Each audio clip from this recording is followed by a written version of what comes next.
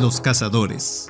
Se les conoce de muchas maneras, desde un clan, una asociación formal, un grupo de inadaptados o corporaciones enteras apoyadas por el mismo gobierno con un único propósito: erradicar a un tipo en específico de presa. Existen miles de series en donde estos grupos son creados para poder enfrentar amenazas tan grandes como zombies, demonios o hasta titanes. Pero no todas tienen la misma eficacia. Algunas están en las últimas hasta que llega el guión con patas llamado también protagonista, y otras están ganando aún sin necesidad de algún híbrido elegido por el poder del guión. Y eso es lo que calificaremos el día de hoy, de la peor a la mejor agencia cazadora de monstruos de la ficción. Pero antes de comenzar, un agradecimiento muy especial para los poderosísimos miembros de este canal. Muchísimas gracias por su apoyo. Además, recuerda visitar nuestra tienda en línea para que puedas ver la mercancía oficial del canal, así como muchos otros diseños que tenemos para ti. Así que agarra tu katana, o tu equipo de maniobras, o tu traje, o lo que se te haga más práctico, para que el día de hoy hagamos auditoría y veamos cuál es la corporación de cazadores de monstruos más efectiva de toda la ficción.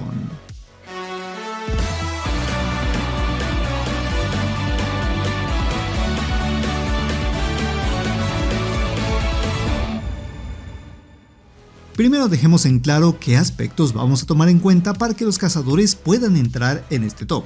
1, como su nombre lo dice, debe ser un grupo o asociación creada específicamente para acabar con una amenaza. No cuenta que sean superhéroes, policías o guardianes del orden que enfrenten a todo tipo de amenazas. Deben tener el propósito de acabar con un tipo de ser en específico. 2. No vale si es únicamente un personaje individual ni que sea un solo grupo. Debe ser algo bien organizado. Y 3. Se les asignará su posición de acuerdo a cómo se encontraba la situación antes de la llegada del protagonista, cuál suele ser la efectividad de los personajes en general para enfrentar dicha amenaza o cuánto dependen del protagonista. Y por último, si es posible que hipotéticamente pudieran haber acabado ellos solos con el problema. Dicho esto, podemos comenzar. Iniciando con este video nos encontramos con la que podría ser considerada la peor de todas las compañías cazadores de monstruos, la Legión de Reconocimiento. En la historia de Shingeki no Kyojin, una vez que el rey Fritz crea las murallas para protegerse de los titanes, también creó 3 fuerzas militares para poder mantener el orden en la isla Paradise.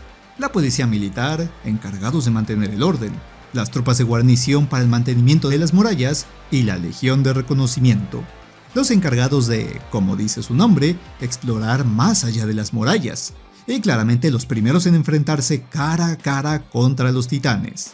Por ello su entrenamiento era tan duro, tanto que muchas vidas se perdían antes de llegar siquiera a la graduación, y se destinaba todo lo posible para que, aun con la diferencia de tamaño, hubiera un equipo que ayudara a la humanidad a poder enfrentarse a los titanes. Pero como vemos en la historia, todo esto era en vano. Expedición tras expedición, lo único que encontraba la Legión no era más que muerte y horror, decepcionando a todos los ciudadanos que creían en ellos cada vez que regresaban fuera. Pues no importa que no hubiera un titán campeante en las filas enemigas, ni siquiera si llevaban a más de 250,000 personas. Esta organización no fue capaz ni de recuperar una ciudad perfectamente diseñada para el uso del equipo de maniobras tridimensional. Aunque únicamente se dedicaran a eliminar titanes, muchos exploradores morían en su primera misión. 1 o 2 titanes podían llegar a ser eliminados antes de que muchos soldados cayeran. Sin contar a grandes excepciones como Levi, los considerados veteranos apenas superaban los 200 titanes eliminados. De hecho, de no ser por la llegada de Eren y sus poderes, este cuerpo probablemente habría sido borrado para destinar sus recursos a otras cosas más importantes. Y aun cuando ya tenían el apoyo de Eren, realmente la Legión sin estos poderes no era nada, y ellos mismos lo afirmaban. Apenas con la creación de las lanzas relámpagos y al final de la serie, que es donde la Legión detiene el retumbar, esto sí podría ayudar a subirle la posición. Pero nuevamente, esto fue gracias a que Eren les compró tiempo y que al final se dejó vencer. dejando a la Legión de Exploración como una de las más inútiles por su cuenta propia. Sí, así es, el Shingekiverso ha sido barrido de nuevo.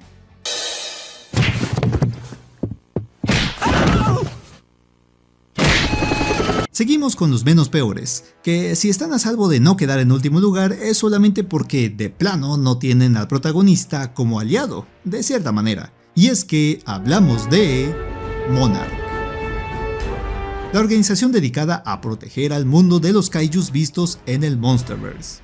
Cosa que, como hemos visto, en cada una de sus apariciones hacen de una manera terriblemente mal, teniendo como opciones A. Esperar a que su jaula de contención sirva de algo, o B. Déjelos pelear. Sí, simplemente se resignan a tener la esperanza de que algún titán milagrosamente desaparezca o se extinga, porque de plano no tienen ninguna posibilidad para hacerles frente. Y yo sé que suena injusto que quiera que esta organización de humanos normales haga algo en contra de los titanes, pero curiosamente este puesto hubiera cambiado con el canon anterior, ya que se trataba de una organización que desde 1946 ya se encontraba conteniendo monstruos y creando planes para poder neutralizarlos de alguna manera si es que estos llegaban a despertar. Aunque claramente serían superados, estaban activamente velando por los planes para la seguridad humana.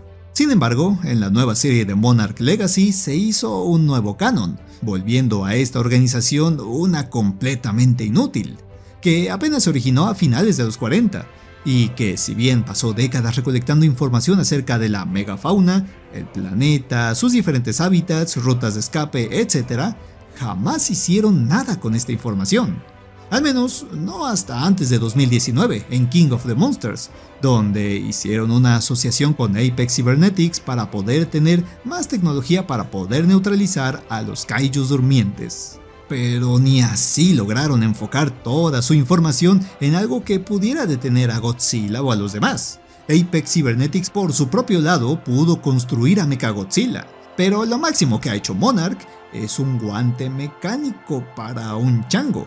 Y ya, solo eso en 80 años de existencia, cuando ya han podido crear incluso protecciones para una isla para que pueda vivir con Kai. Y si no se quedan en el último puesto, es porque mínimo sus jaulas parecen funcionar de vez en cuando, y siempre después de las peleas para arreglar algún desastre, contienen exitosamente cualquier problema radioactivo. Pero al menos para cazar a la titanofauna, son una completa vergüenza.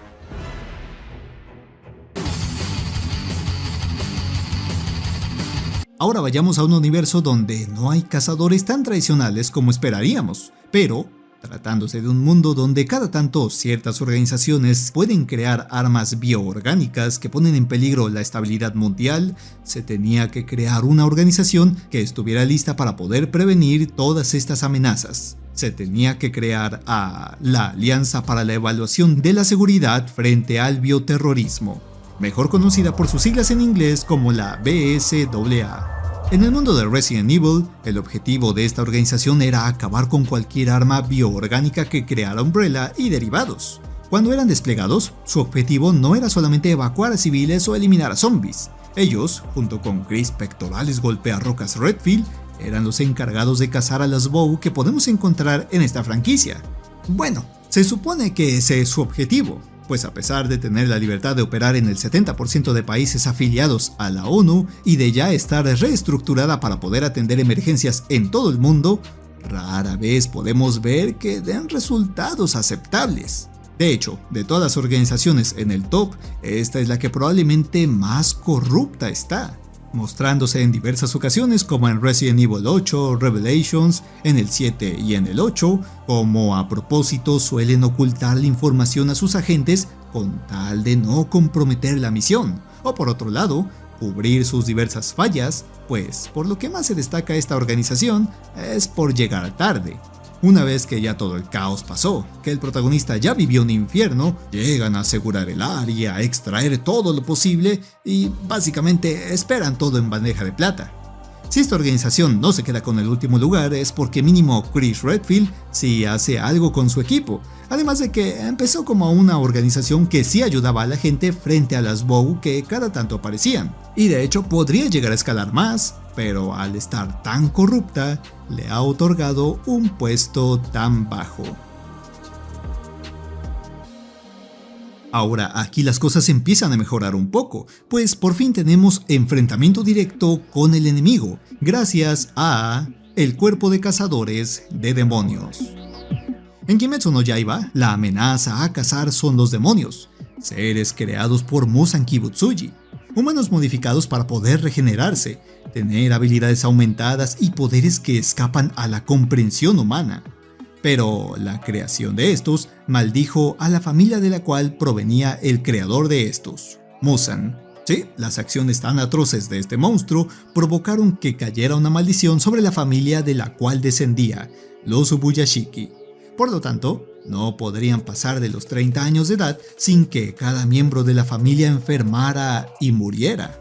Pero para evitar la extinción del linaje, unos sacerdotes les dijeron que, si intentaban frenar al monstruo que la familia había creado, la maldición desaparecería.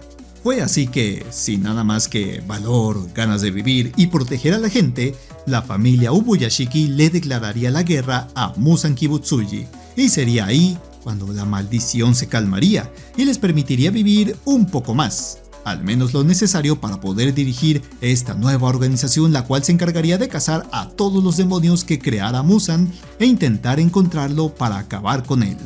Aunque por mucho que te guste este anime, no podemos ponerlo más arriba porque su eficacia es sumamente cuestionable. No, de hecho, era pésima.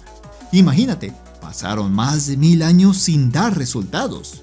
Generación tras generación, a pesar de que iban creciendo en miembros, apoyo y poder, no sería hasta la llegada de Tanjiro Kamado y su hermana Nezuko que las cosas empezarían a mejorar, justamente por la conexión que tenía el protagonista y su hermana con técnicas ancestrales, el origen de Muzan y la curiosamente bien coordinada aparición de Nezuko como una demonio resistente al sol.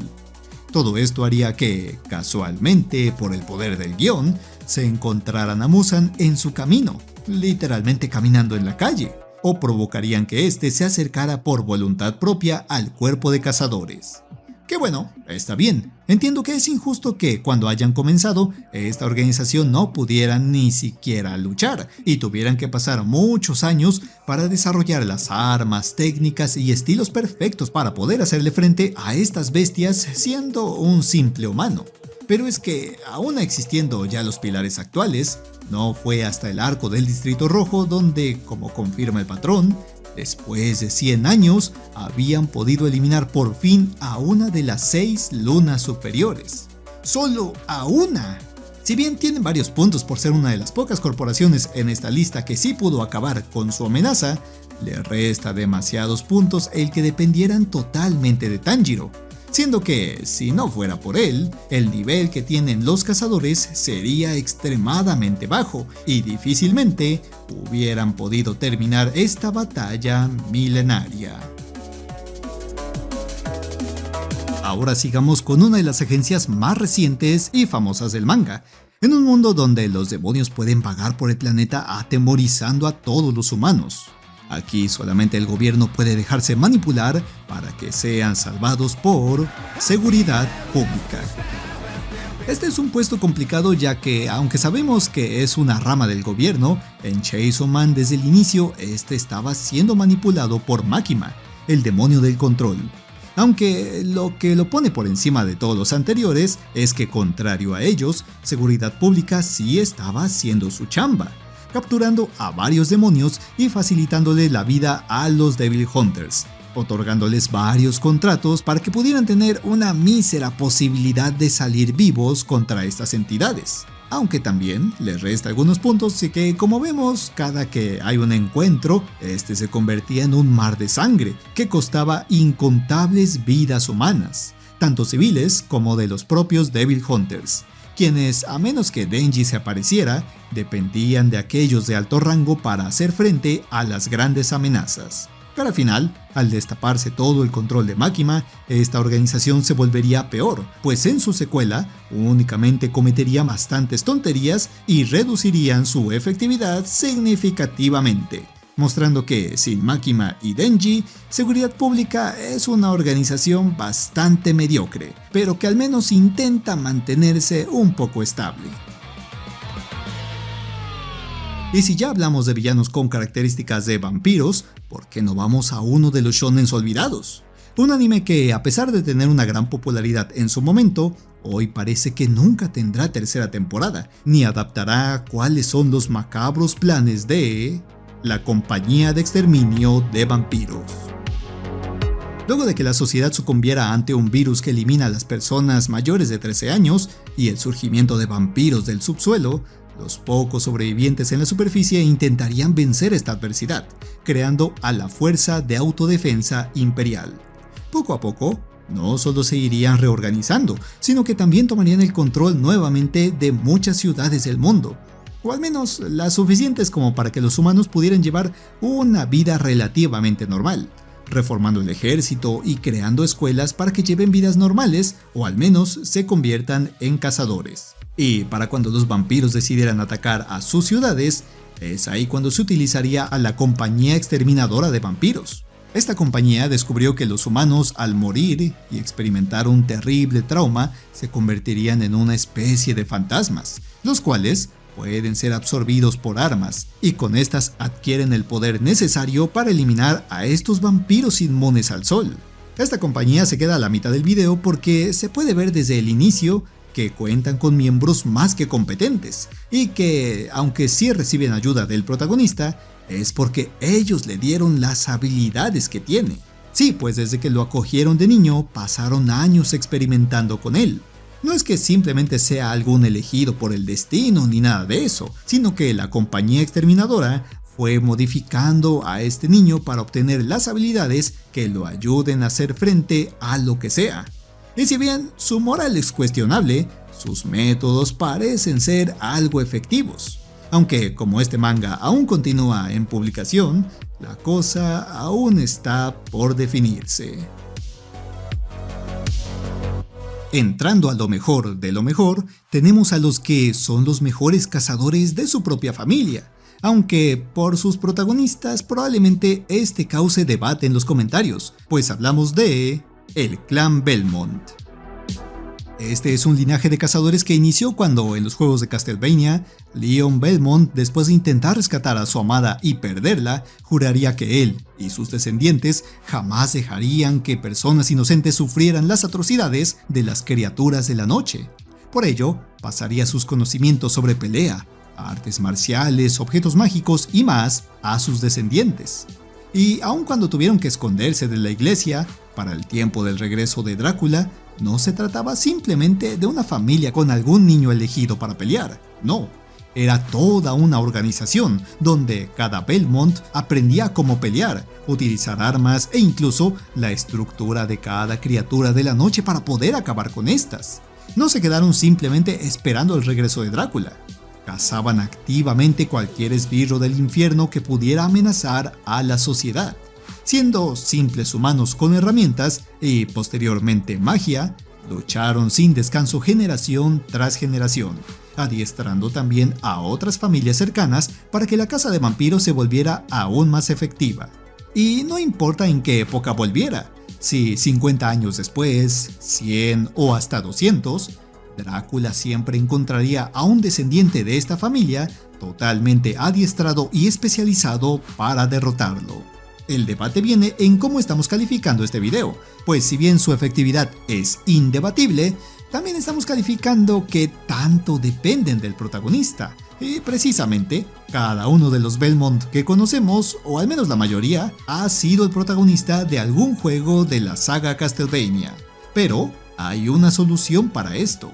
Cuando hablamos de qué tanto dependen los cazadores del protagonista, es en casos como Shingeki, Kimetsu o Kaiju número 8, donde la organización es una totalmente normal, con humanos entrenados o modificados, pero cuando llega el protagonista se nota inmediatamente la diferencia, pues este resulta ser algún elegido, una reencarnación, un dueño de algún poder que tiene que aprender para hacerse el más fuerte, cosa que no pasa en Castlevania, ya que ninguno de los Belmont tiene algún poder que los haga especiales. Cada uno de ellos sigue un estricto régimen de entrenamiento no importa si es hombre o mujer.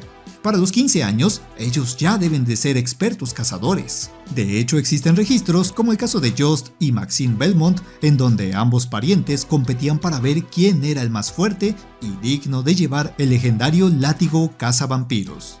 Y como Drácula cada vez que vuelve más poderoso, generación tras generación debe hallar la manera de volverse más y más fuerte dentro de sus límites humanos, para poder estar listos por si es que a alguno de ellos le toca lidiar con Drácula. De hecho, la edad promedio en la que se ha enfrentado un Belmont a este ser es entre 17 y 19 años. Así que no entran en el top 3 porque hasta cierto punto es una trampa, ya que siempre son los protagonistas. Pero llegan hasta este punto porque siguen siendo humanos que han cazado y enfrentado una y otra vez a las criaturas de la noche, a Drácula e incluso a la muerte misma durante más de 900 años, y siempre han salido victoriosos. Y si de hacer un poco de trampa hablamos, vayamos con aquellos que son los cazadores por excelencia y que estuvieron a nada de ganar el top. Una organización cuya única función es la de asegurar, contener y proteger, mejor conocida como la Fundación SCP. Esta organización, a diferencia del resto, no proviene de algún manga o franquicia de Occidente. Esta se originó en Internet, gracias a miles de usuarios que cada vez más y más van desarrollando el lore de esta. El objetivo de la fundación es, como dice su nombre, encontrar, aprisionar y proteger a los humanos de los SCP, o monstruos o entidades que puedan arriesgar la seguridad de las personas. Desde simples monstruos de creepypasta, criaturas indestructibles hasta entidades cósmicas. Como ya dije, en un inicio esta iba a ganar el top debido a que el objetivo de la creación de parte de Internet fue inventar a las criaturas más bizarras y poderosas y ver cómo esta fundación tendría todo el poder para contener a cada uno de los SCP. En pocas palabras, su única creación y chiste de la historia es capturarlos a todos tal cual Pokémon. Y aunque por eso iba a ganar, al tratarse de una gran trampa al ser ellos los protagonistas de la historia, le quita algunos puntos. Pero lo que define su tercer lugar es que a estos tipos se les escapa a cada rato un montón de SCPs que causan destrozos. Es entendible que no puedan con todos los poderes tan ridículos que tienen estas cosas, pero aunque con el tiempo vuelvan a capturarlo, existen demasiados ejemplos de fugas de contención y de muchos SCP los cuales no pueden ni siquiera pensar en capturarlos. Aún así, al tener buena efectividad y no tener un protagonista definido que les dé poderes de guión, les suma algunos puntos. Y que todo esto sea obra de ingenio humano para contener a cada amenaza existente, es lo que los hace una de las mejores organizaciones en este video.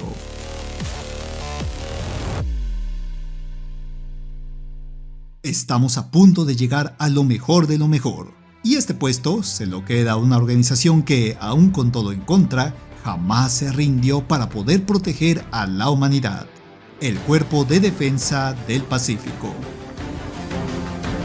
Originalmente esta corporación iba a estar en los últimos lugares, pero una vez que repasamos la historia de esta organización, podemos ver las grandes hazañas que lograron por sí solos.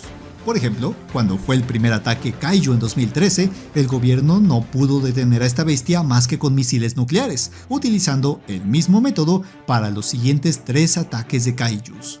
Pero esto era insostenible para el planeta, creando el gobierno una rama que se enfocaría únicamente en la creación de un arma para la destrucción de estos monstruos, y fue ahí donde creamos a nuestros propios monstruos. Mediante esta organización, la ONU finalmente se pondría a chambear y juntaría todos los fondos necesarios para poder crear el primer prototipo de Jaeger, el cual sería todo un éxito, eliminando de forma menos nociva para los humanos al Kaiju. Sería este el inicio de la era dorada del Cuerpo de Defensa del Pacífico. Desde el 2013 hasta el 2020, los pilotos y los mechas eran más que suficiente para deshacerse de estas molestas criaturas.